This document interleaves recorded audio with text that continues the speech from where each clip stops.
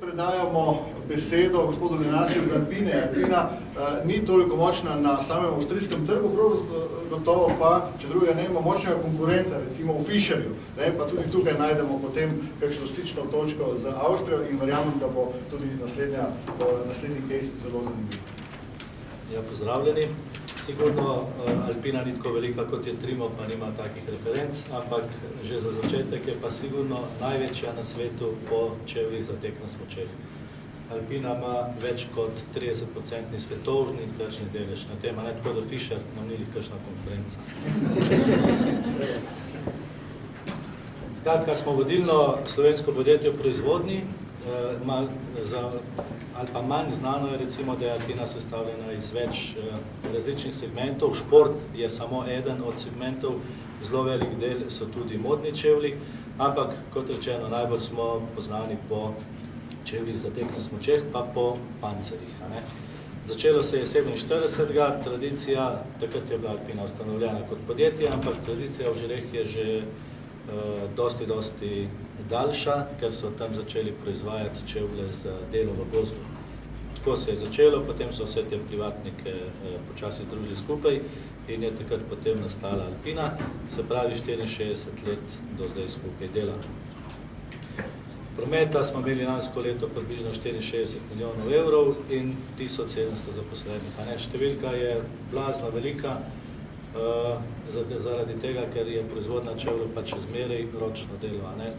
Materiali, iz katerih so čevlji narejeni, so naravni materiali in ni kakšnih zakonitosti kot pri vijakih ali pa pri elektromotorjih ali pa pri takih hecih. No, kot smo rekli, internacionalizacija ali pa še nazaj, športna obutev, jasno, tle smo najbolj poznani. Lansko leto smo začeli z novo blagovno znamko Binom. Verjetno ste že videli, to je večvolumski čevelj, je tudi Alpinina inovacija, nagrajena tudi z Red Dot nagrado. In še tretji segment, ko nam danes pomaga preživeti, je maloprodajna mreža. Tržni deleži, tako kot smo rekli, 1700 parov čevljev, od tega športne 840 tisoč, modne 800. To je podatek za lansko leto. Ta podatek sloni na dveh dobrih zimah. Takrat, ko zime niso tako dobre, takrat so ti podatki obrnjeni in za presenečenje Alpina proizvede več in proda več modnih čevljev, predvsem čevljev za ženske in tržna skupina je nad 40 let. To so čevlji z naravnih materialov pa z večjo udobnostjo, skratka z gospe, ki morajo biti na nogah do 8 ur ali pa še več dnevno. En delček taki je tudi tam, kot ste videli, trekking obutev. Po trekking obutvi Alpina razen v XU državah ni toliko znana. Takrat, ko so se začeli odločati, jasno, da so bili tudi za Alpino kakšni časi dosti boljši, kot so danes. In takrat, ko so se začeli odločati za iti v svet, je bilo to z Slovenijo se na veliko pisalo in zelo boleče. Če takrat tega koraka tisto vodstvo ne bi naredilo, vam garantiram, da danes sigurno Alpine ne bi bilo več. Od tistih 1700 zaposlenih na svetu jih je danes še 550 zaposlenih v Sloveniji, kar tudi ni kakšna mičkana številka.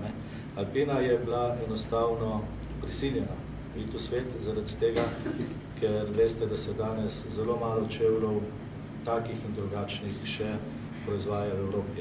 Danes so tudi Kitajska ni več glavni trg, danes so glavni proizvajalci Indonezija, Vietnam, Afrika se je začela mešati v to noter. Tako da je dejansko potrebno iti v svet. Vprašali so se, kam bi radi prodajali, takrat 74. ko so začeli delati tekaške čevlje, je bilo jasno in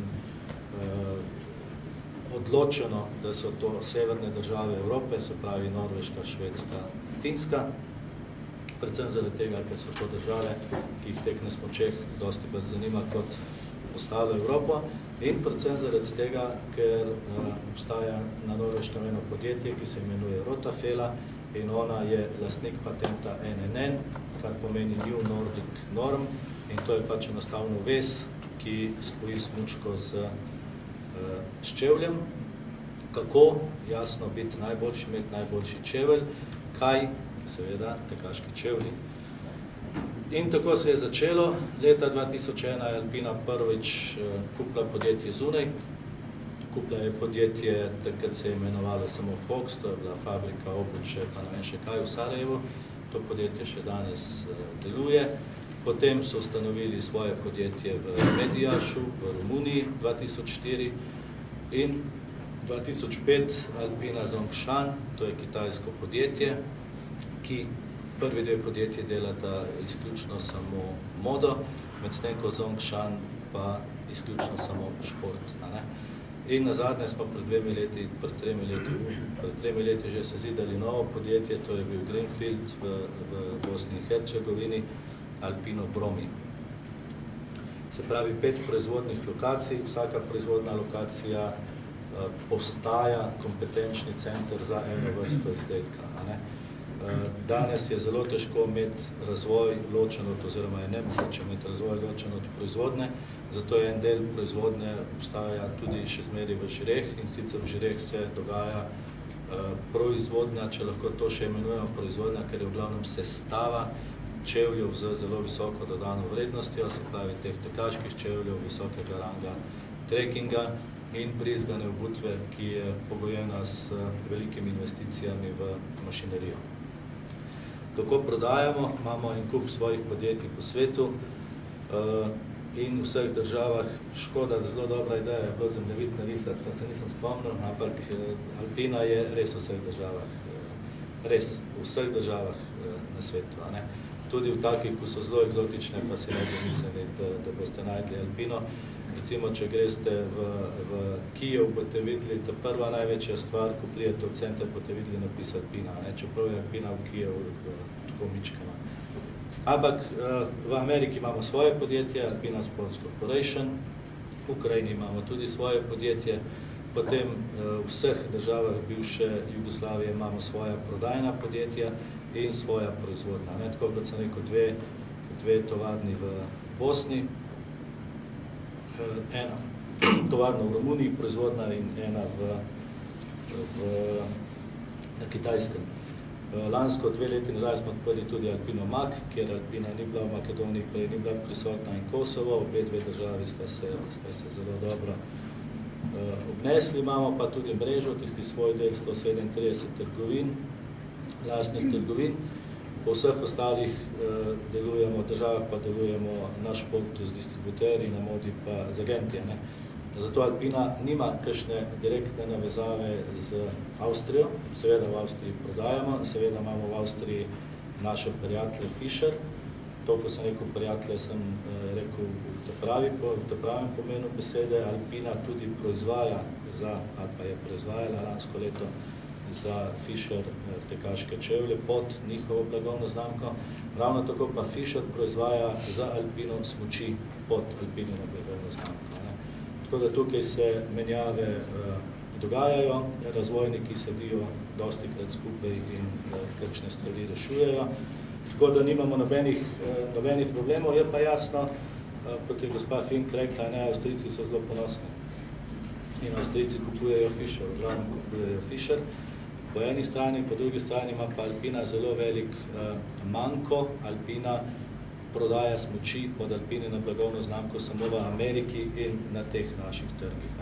Se pravi, če bi mi prišli z Alpinino smučko v Avstrijo, bi enostavno zmrznili. Ni nobene teorije, da bi tam kaj naredili.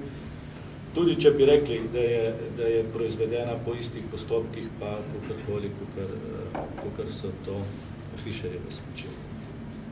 Tudi veste, da je preboj, da pri teh stvareh kupujejo oči, prvo se pride v trgovino, kar pade v oči, to je prva stopnica, druga stopnica, to pa še tretja je cena. Tako da se ljudje ne odločajo samo na podlagi cene, ampak čevlji so taki zelo osebna zadeva. Zakaj internacionalizacija? Danes se zelo dosti govori, povsod se govori o konkurenčnosti, o inovativnosti, o vseh teh stvareh, a ne, danes je več kot 70% čevljev narejenih izven Evrope, celo mislim, da je Alpina trenutno še najbolj neumna in je največji proizvajalec v Evropi čevljev še zmeraj, zaradi tega, ker verjamemo, da se da tako kot veliki koncerni komponente proizvajati nekje zunaj, jih potem nekam voziti in jih še zmeraj tukaj sestavljati. Jasno je to zelo velik problem, predvsem zaradi kakovosti, pa rokov, pa vseh teh zadev, zato rabiš imeti en kup ljudi po svetu. Da se to dela zunaj, so v glavnem nižji stroški proizvodnje, ampak ne samo proizvodnje, če gledamo Kitajsko, recimo, v prvi vrsti so nižji stroški surovin. Proizvodna niti ali pa delovna sila niti ni več toliko pomembna, ne, pomembne so cene surovin. Tako za en približen občutek v enem čevlju, v enem takem damskem čevlju, nizkem je okrog 80 minut ročnega dela, ne? In če potem greste primerjati cene delovne sile v Evropi, kjerkoli, tudi v Romuniji, pa tudi v Bosni, ali pa na Kitajskem boste videli, da so tam faktori še zmeri 10. Toliko je cenejša delovna sila, ampak Kitajska ni več nobena obljubljena dežela, tam so se začele vse norme od vseh normalnih državah vzpostavljati, in socialne, in zakonodaja, in delovna zakonodaja, tako da zelo, zelo dosti podjetij razmišlja o selitvi tudi naprej. A ne? Potem ostane samo še en kontinent na tem svetu in potem bo krog sklenjen, ta kontinent je Afrika in Alpina tudi že pohaja, pravim, po Afriki, išče svoje priložnosti. Zakaj biti na trgih, zakaj imeti svoja podjetja? Meni se zdi zelo, zelo pomembno, ali pa je samo pri čevljih zelo, zelo pomembno, da se poznajo tam navade ljudi. Da veste, kaj trg sprejema, kaj trg ne sprejema, da veste, recimo Angleži imajo totalno drugačne noge, kot jih imajo Rusija. Ne? In to so taka znanja, ki jih je težko pridobiti, če nisi zelo blizu trgu, če tudi ne razvijaš in ne kreiraš novih izdelkov s tistimi ljudmi, ki so prisotni na tem trgu. Zato ima Alpina vsako leto 3 take razvojno-prodajne sestanke, kjer skupaj s vsemi distributerji in z vsemi razvojniki in direktorji naših podjetij kreiramo nove kolekcije, da probamo dobiti čim več inputa, kako to delati.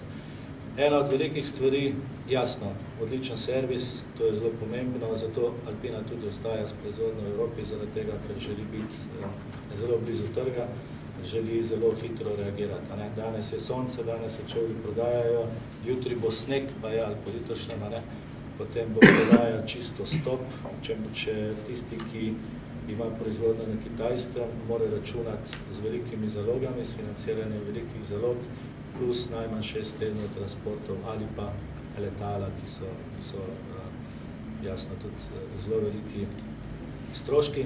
Če si zelo blizu trgu, lahko zelo hitro reagiraš, lahko zelo hitro polniš trgovine in pomagaš svojim kupcem in znižuješ zaloge in znižuješ stroške.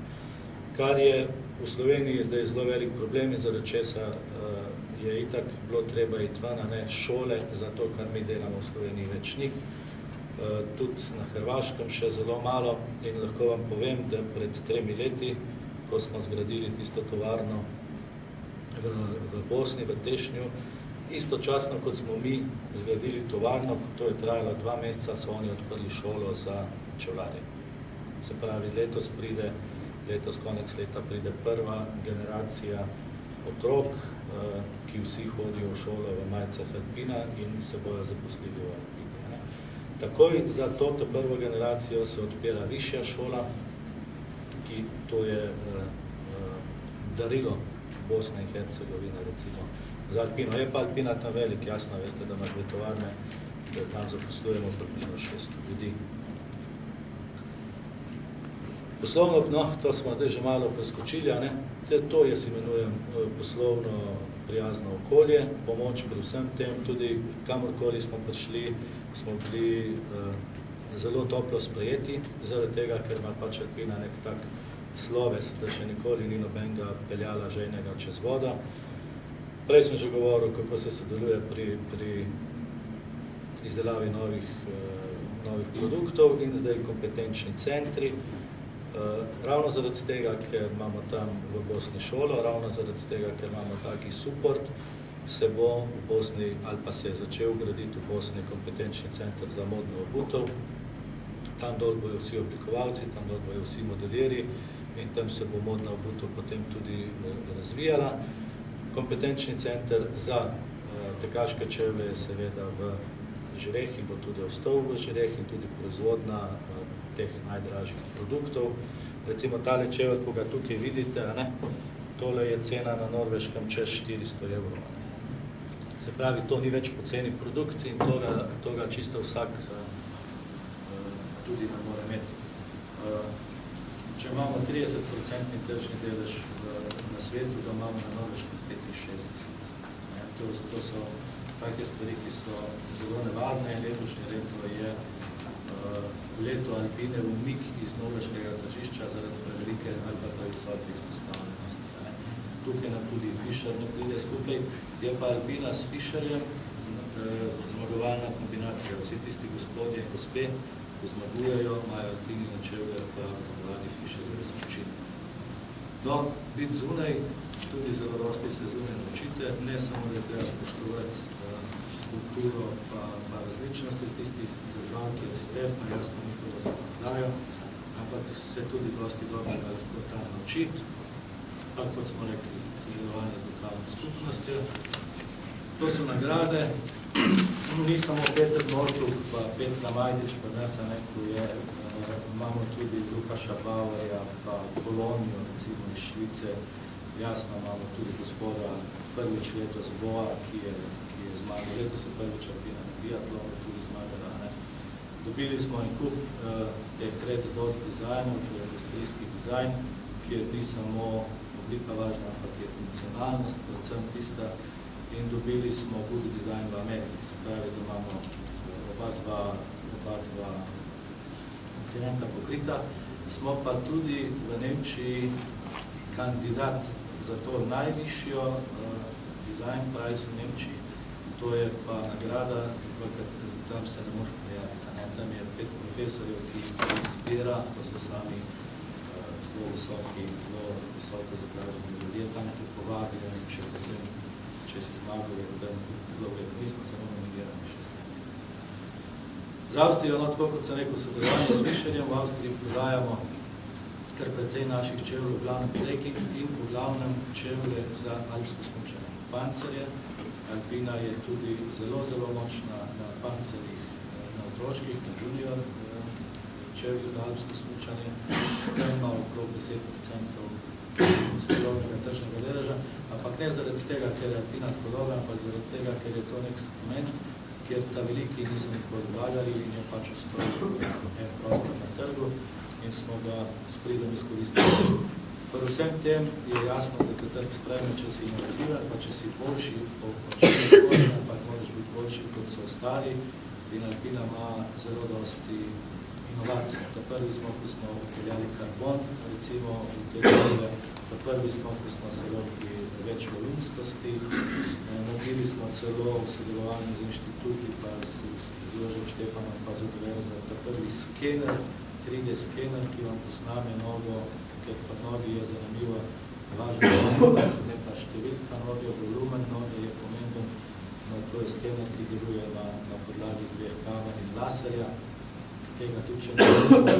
In s temi zadevami potem dobiva zelo dosti podatkov iz trga, ti skeneri so na vseh trgih, kjer Alpina hoče kaj narediti locirani in tam zbiramo podatke. Tako da jaz upam, da bo tudi to naše okolje, to je bolj prijazno do takih, ki nimajo toliko visoke dodane vrednosti, kukajo, na kateri zahtevajo smo. Se pravi, da se čisto s vsakim poslom se da uspeti, če imaš zelo dobro vizijo, pa če imaš zelo dobro ljudi za sabo.